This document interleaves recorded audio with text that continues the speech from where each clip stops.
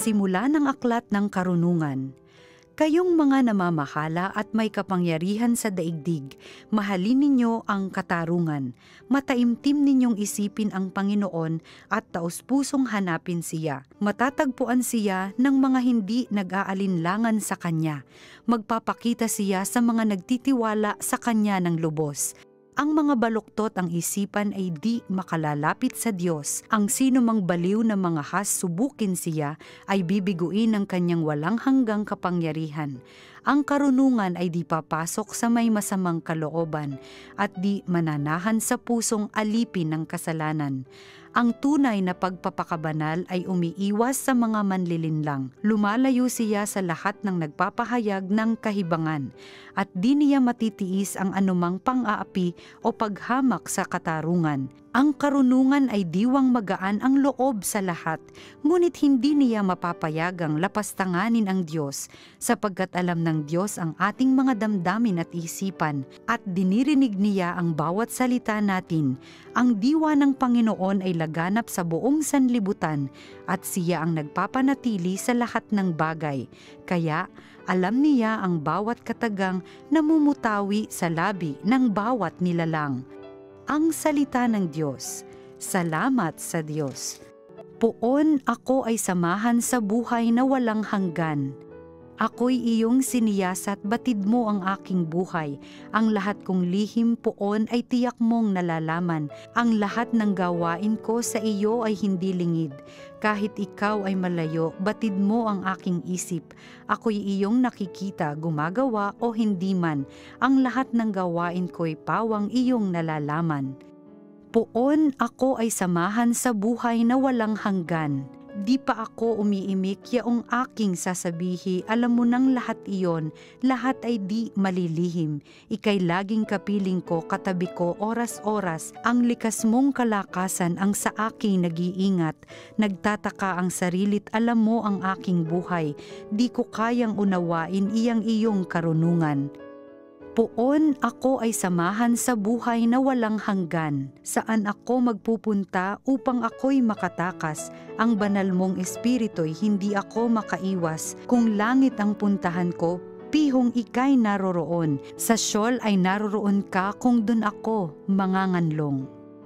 Poon ako ay samahan sa buhay na walang hanggan. Kung ako ay makalipad, umiwas na pasilangan, o kaya ang tirahan ko'y ang duluhan ng kanluran. Pihong ikaw ay naroon upang ako'y pangunahan, matatagpo kita roon upang ako ay tulungan. Poon ako ay samahan sa buhay na walang hanggan. Ang mabuting balita ng Panginoon ayon kay San Lucas.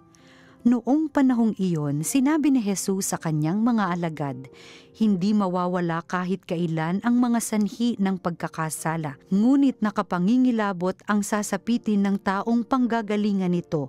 Mabuti pa sa kanya ang bitina ng isang malaking gilingang bato sa leeg at itapon sa dagat, kaysa maging sanhi ng pagkakasala ng isa sa maliliit na ito. Kaya't mag-ingat kayo.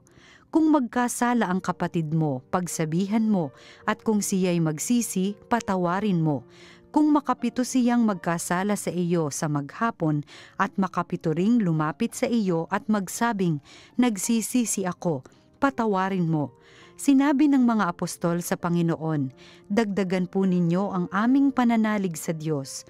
Tumugon ang Panginoon, kung maging sanlaki man lamang ng butil ng mustasa ang inyong pananalig sa Diyos, masasabi ninyo sa puno ng sikomorong ito, mabunot ka at matanim sa dagat, at tatalima ito sa inyo. Ang mabuting balita ng Panginoon. Pinupuri ka namin, Panginoong Hesukristo.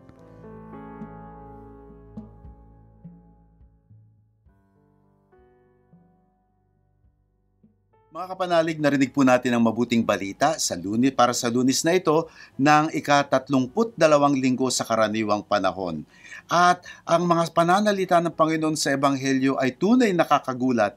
No? Papakinggan po natin ulitin ko lang. Sabi ng Panginoon, hindi mawawala kahit kailan ang sanhi ng pagkakasala. Ngunit nakakapangilabot ang sasapitin ng taong panggagalingan nito. Mga kapatid, naalala ko tuloy nung kami mga bata pa at madalas nating naririnig sa mga nanay, no, na kapag nagkakamali yung kanilang mga anak, ay pagsasabihan nila, ay nako, kung ganyan lang din naman ang inyong gagawin, ganyan lang kayo mabumuhay, sana ibinalik ko na kayo sa aking sinapupunan.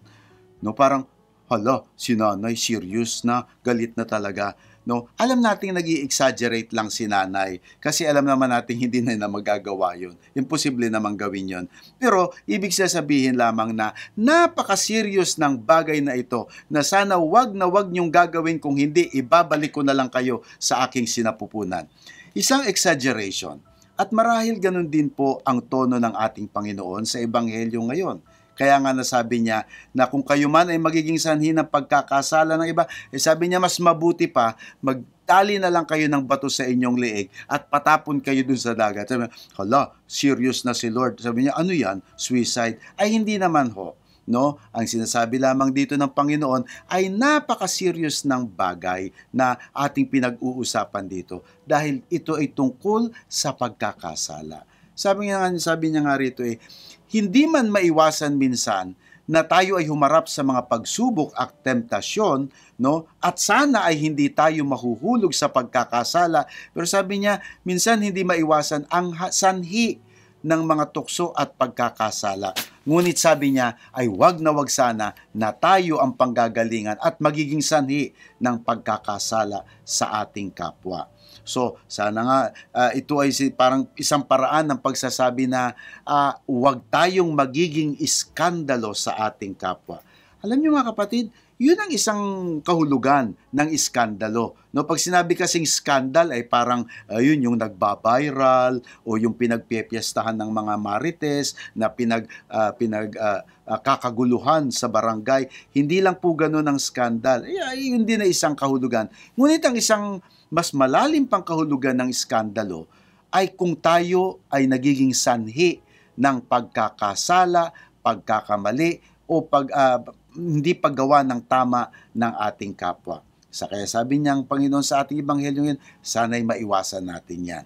At idinagdag niya na napakalaki ng ating impluwensya sa ating kapwa. Pwede tayong maging sanhi ng pagkakasala sa kanila, pero pwede rin tayong maging sanhi ng pagiging mabuti nila at para maituwid ang kanilang mga masasamang daan o masasamang gawi. Kaya nga, sa pangalawang bahagi ng Ebanghelyo, sabi niya, ulitin ko rin dahil napakaliwanag na ng salita ng ating Panginoon. Kung magkasala ang kapatid mo, pagsabihan mo. Clear na kaagad yon. Pag may pagkakamali, pagsabihan na kaagad upang sila ay maituwid. Ngunit pagpapatuloy pa ng Panginoon. At kung siya'y magsisi, patawarin mo. Ayun yung ating impluwensya sa ating kapwa. Hindi upang sila ay mapasama, ngunit ang ating impluwensya, ang ating epekto sa ating kapwa na sila ay mapabuti, kaya't pagsasabihan natin at itatama, at kung magsisiman ay maging handa din po tayo na magpatawad sa ating kapwa. There is always chance for people to change, lalo na kapag nakita natin na sincero naman ang kanilang paghingi ng pagpapatawad at pagsisisi, ay sabi ng Panginoon, kailangan patawarin mo. Yan ang gawa ng isang Kristiyano Katoliko. Siguro napakamot yung mga disipulo nung kanilang narinig. Napakahirap naman nun, Lord. No? Ang laki naman ang taas ng antas ng moralidad na hinihingi ng ating Panginoon. Yan ang standard ng pagiging Kristiyano. Kaya sabi ng mga disipulo, ang hirap naman gawin nun. Kaya siguro ang kailangan namin ay, at tumingi sa kanila, pangatlong bahagi ng Ebanghelyo, sabi ng mga disipulo, dagdagan po ninyo ang aming pananalig sa Diyos. Tanging pananampalataya at pananalig sa Diyos ang siyang magbibigay ng lakas at talino sa atin upang magampanan yung hinihingi sa atin ng Panginoon. Ang pagiging mabuting ehemplo at epekto sa ating kapwa, ang pagpapatawad, ang pagtutuwid ng kapwa, ang pag-iwas sa kasalanan at hindi pagiging sanhi ng iskandalo o pagkakasala ng iba, mahirap gawin, ngunit sa tulong ng ating pananampalataya at pananalig kay Kristo, yan ang ating magiging lakas. Kaya nga't ang panalangin at hiling ng mga disipulo ay siya rin po sanang ating maging panalangin. Panginoon, dagdagan niyo po ang aming pananampalataya, ang aming pananalig sa inyo, sapagkat, mga kapatid, ito ang tunay na lakas ng ating pagkakristyano. Amen.